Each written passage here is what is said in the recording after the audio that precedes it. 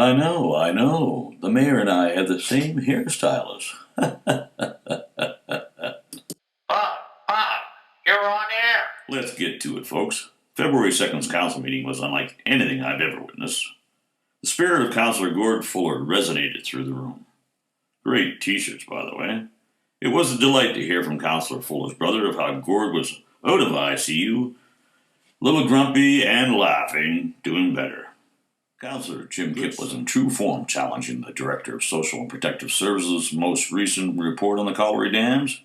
Kipp, who is the one on council with an understanding of the technical aspects of the city staff's reports, lambasted Mr. Toby Siebert. The councillor pointed out the flaws of the reports. The first report of a catastrophic seismic event, earthquake and death, was based on scientific assumptions at a cost of $1 million. Then, with help from Colliery Dam Park Preservation Society, the council directed city staff to do scientific evidence-based research. The second report proved that there was no seismic danger. That report cost another $1.2 million. Kipp questioned whether the latest catastrophic flood report was again scientific assumption based on computer simulation models. The councillor called the past 3 years of the Colliery Dam's fiasco by the staff a boondoggle. Gotta hand it to Kipp. More important, the delegation from the Dam Preservation Society shows the due diligence these citizens have performed over the past few years. City management could take a few lessons on due diligence. So there you have it, folks. $2.5 million of taxpayers' money squandered on scientific assumptions. Newbie Councillor Billy Yoakum's motion on the colliery dams was a crowd pleaser. The vote was 7-1 in favor of declining city management's latest report and recommendations. The one vote against, surprise, surprise, city manager's loudest cheerleader, Councillor Diane Brennan. Well, there you are, a few of the highlights of the meeting, folks. Now, don't change the dial and hold on to your shorts.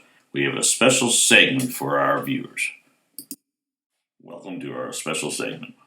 The question being asked over the past 3 years is, why is senior city staff so eager to put through their agenda of changing the colliery dams? So FYI, senior management decided to follow the city staff's approach and directed our IT team to put together a computer simulation model to try and find the answer to why the city staff wants the dams changed. So our IT Geek Squad crunched data, inputted the scientific assumption reports from the city, and added a few players.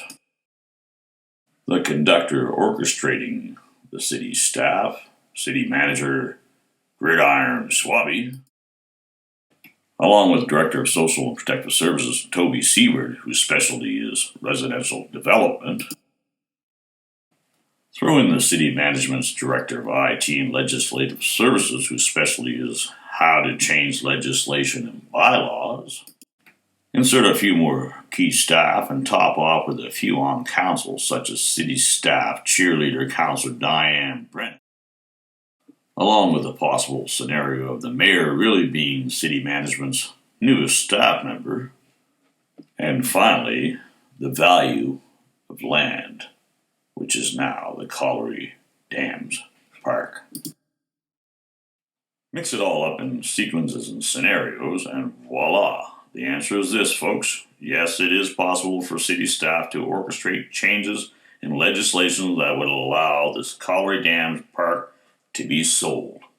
A developer's dream, not to mention home builders and real estate sales. Crazy idea? Maybe, maybe not. So, folks, there you have it. FYI's hypothetical scientific assumption of why some city staff and others are so eager to push forward the colliery dam agenda of changing this beautiful park. What's next? Piper's Lagoon? Or maybe Neck Point?